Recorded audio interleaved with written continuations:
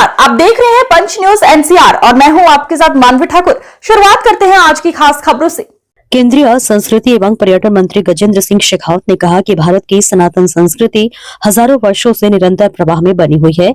इसके संरक्षण में ब्राह्मण समाज की भूमिका ऐतिहासिक और निर्णायक रही है।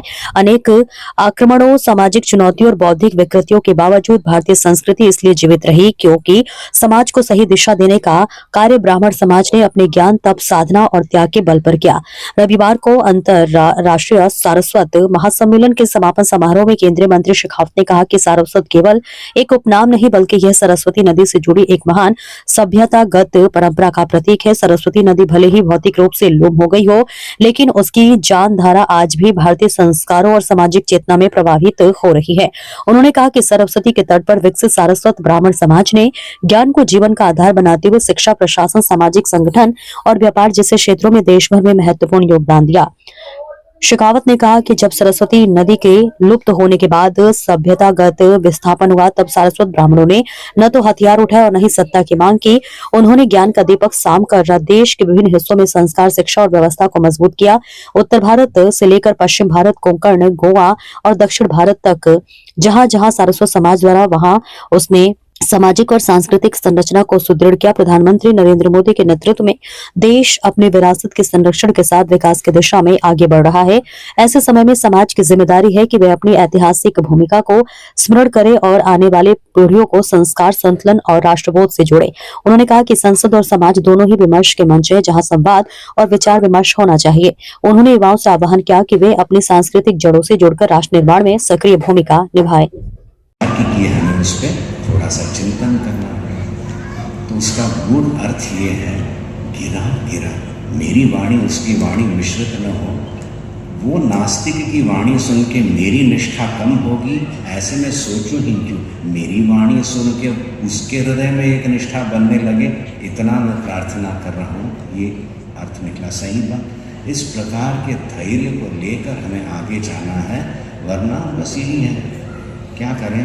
बहुत इच्छा है, बहुत करना चाहते हैं, पर परिस्थितियाँ इसमें भगवती की आराधना करके अनुग्रह प्राप्त करने के लिए यदि आप किसी क्षेत्र में जाओ, वो कुरुक्षेत्र नहीं बनेगा, वो गुरु क्षेत्र बनने लगेगा। और सारस्वत ब्राह्मणों के अंतर्राष्ट्रीय सम्मेलन में इसके मुख्य कर्ता धर्ता संयोजकों और मेरे बड़े भाई, मेरा ये सौभाग्य रहा है कि दोनों ही भाइयों के साथ काम करने का मेरा सौभाग्य है। परम सम्मानीय आर के ओझा साहब के साथ 6 साल तक मैंने प्रबंध समिति आदर्श विद्या मंदिर में उनके सानिध्य में, जब वो आदर्श विद्या मंदिर समिति के अध्यक्ष थे, मैंने व्यवस्थापक के रूप में उनके साथ में काम किया और उनका मार्गदर्शन मिला। बहुत ही एक्टिव और हर चीज़, छोटी से छोटी चीज़ को ध्यान रखकर कैसे ठीक करना, इसमें पारंगत है। मैं आदरणीय आर के ओझा साहब का सम्मान करता हूँ और उसके बाद मेरा संपर्क हुआ आदरणीय घनश्याम जी ओझा साहब से। मल्टी टैलेंटेड, समाज सेवा से लेके राजनीति से लेके उद्योग जगत। जब घनश्याम जी महापौर बने उस समय बीजेपी का को सम्मान पर बनाए रखने के लिए, इस संस्कृति का प्रवाह निरंतर बना रहे, इसके लिए तमाम कष्टों को सह करके भी अपने मंत्र के बल पर, अपनी शिक्षा के बल पर, अपनी दीक्षा के बल पर, अपनी साधना के बल पर, अपने तप के बल पर, अपने त्याग के बल पर इस समाज को, इस संस्कृति को, समाज को सही दिशा देकर के संस्कृति के प्रवाह को निरंतर प्रवाहमान रखा। और मैं मानता हूं जोधपुर का प्रतिनिधि होने के नाते कि जोधपुर के लिए, मारवाड़ के लिए सौभाग्य का विषय कि ब्रह्म चेतना के ऐसे हजारों अंश प्राप्त किए। मैं हृदयपूर्वक आयोजन समिति का अभिनंदन करते हुए आप सबका पुनः आप सबके श्री चरणों में प्रणाम करते हुए स्वागत करता हूं, आपका अभिनंदन करता हूं। मित्रों, मैं अभी स्वामी जी का प्रवचन सुन रहा था।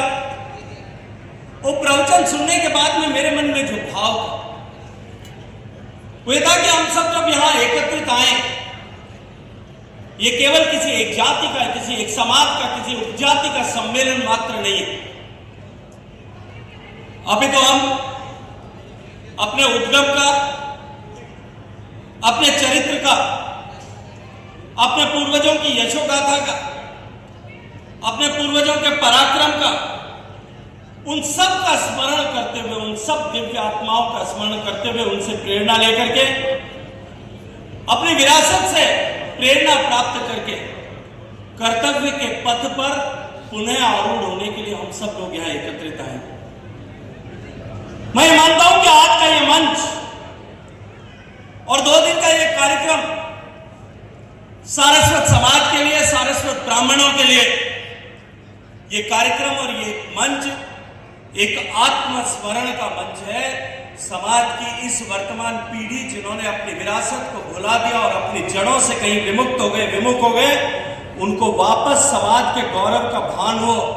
सारस्वत पुत्र होने के नाते उनका जो नैसर्गिक गरिमा उनके मन में होना चाहिए, जो गर्व का भाव उनके मन में होना चाहिए, और उस गर्व के भाव पर आरूढ़ होकर के वो आगे प्रयाण करें, अपनी भूमिका का निर्वहन समाज में करें, इसके स्मरण का अवसर है।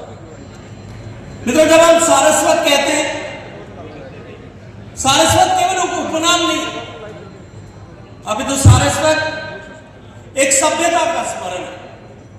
यह उस महान पवित्र नदी सरस्वती का स्मरण है जो भौतिक रूप से शायद सूख गई है, लेकिन जिसकी धारा आज भी भारत के संस्कारों में, भारतवासियों के संस्कारों में प्रवाहित है। तो सरस्वती नदी, जिसे भारत में नदियों की माता के रूप में स्वीकार किया गया, पहचाना गया। हमारे ऋषियों मनीषियों ने जिस सरस्वती नदी को ऋग्वेद में जिसे नदी नाम माता का ऐसा अभिषेक, ऐसा उसे उपनाम दिया गया, वो केवल जल की धारा मात्र नहीं थी। अभी तो सरस्वती नदी एक ज्ञान की धारा